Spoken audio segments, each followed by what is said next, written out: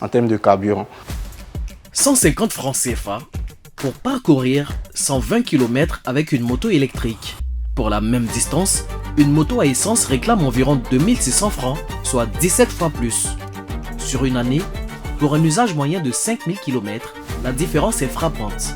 C'est 1250 francs CFA d'électricité pour la moto électrique contre plus de 100 000 francs de carburant pour une moto thermique.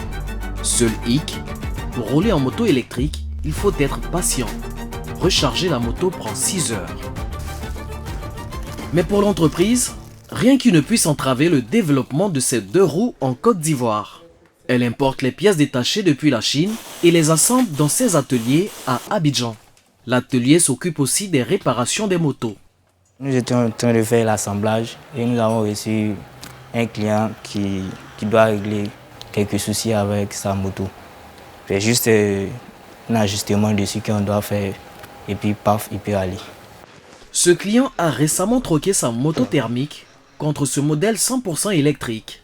Avec la moto thermique, il faut forcément programmer un budget pour cela, la semaine, le mois. Or, avec la moto électrique, juste je décharger, par exemple, je rentre à la maison, je charge la nuit, et le matin, je sors, paf, c'est fini.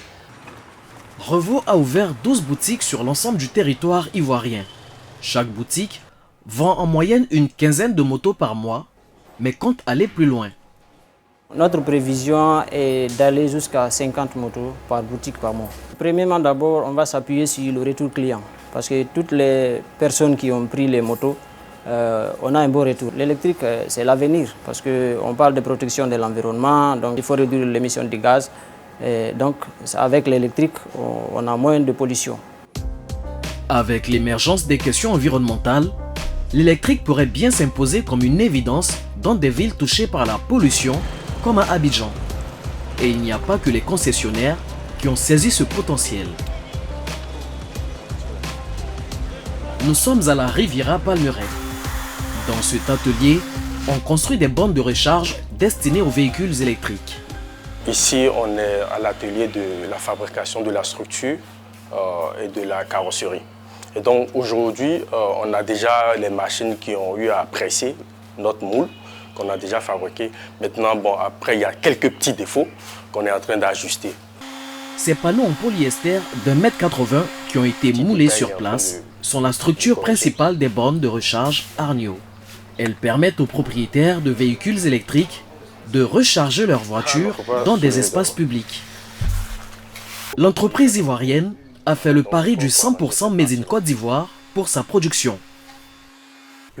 Et tout le système électronique est lui aussi fait sur place. Chaque borne est équipée d'une carte électronique qui permettra aux utilisateurs de se connecter via leur téléphone. Là, nous sommes en train d'insérer le programme qui va piloter la borne, que ce soit à distance ou physique, et puis gérer tout ce qui est énergie entrant et sortant.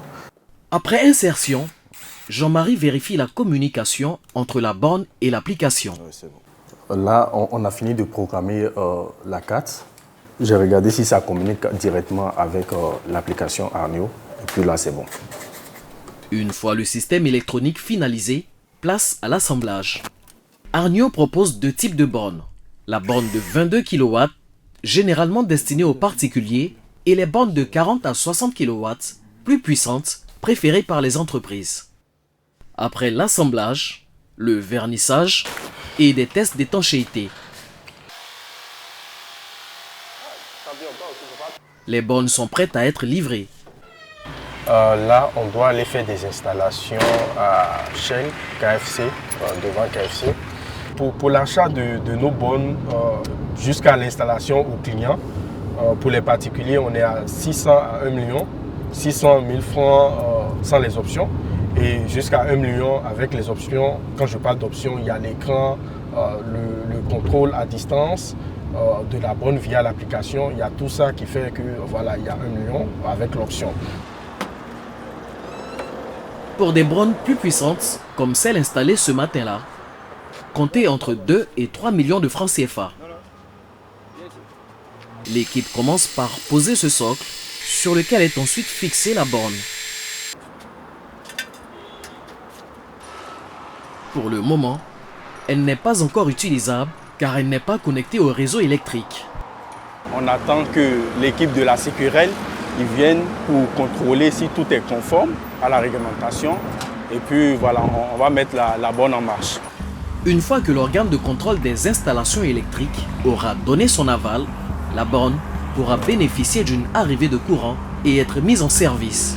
Les usagers pourront recharger leur véhicule en 40 minutes.